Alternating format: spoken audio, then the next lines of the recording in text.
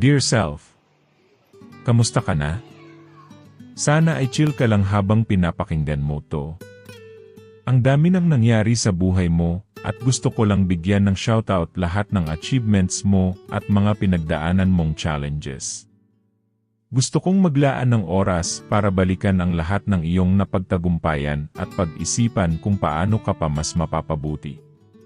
Grabe, ang dami mong napagdaanan na akala mo noon imposibleng malagpasan.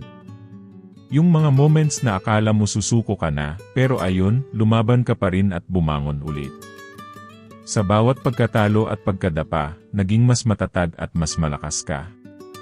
Self, proud ako sa iyo dahil sa lakas at determination mo. Alam kong may mga pagkakataon na parang ang hirap-hirap, pero tandaan mo, bawat pagsubok ay nagbigay sa iyo ng aral na nagpatibay sa iyo. Hindi ko malilimutan yung mga oras na kinailangan mong magpakatatag kahit parang lahat na lang ay nagkakandaletse-letse. Yung mga gabi na hindi ka makatulog sa kaiisip, pero kinabukasan, bumangon ka pa rin at hinarap ang bagong araw ng may lakas ng loob. Self, ipagmalaki mo ang sarili mo dahil sa bawat pagkakataon, pinili mong hindi sumuko. Ang dami mong nagawa na akala mo imposible. Mula sa mga simpleng tagumpay hanggang sa mga achievements, lahat yan bunga ng sipag at tiyaga mo. I-celebrate natin lahat ng steps na nagawa mo papunta sa pangarap mo.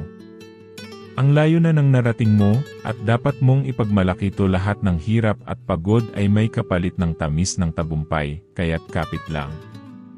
Self, huwag mong kalimutan ang mga taong tumulong sa iyo at naging bahagi ng journey mo.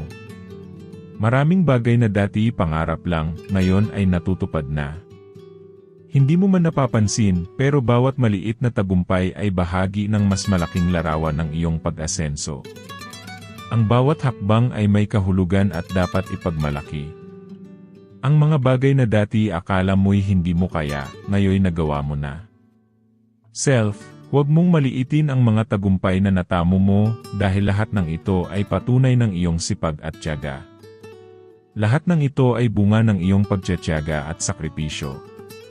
Ano man ang nararamdaman mo ngayon, okay lang yan.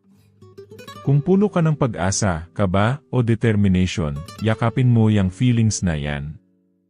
Mahalaga ang pagtanggap sa sarili at sa kung anumang sitwasyon mo ngayon.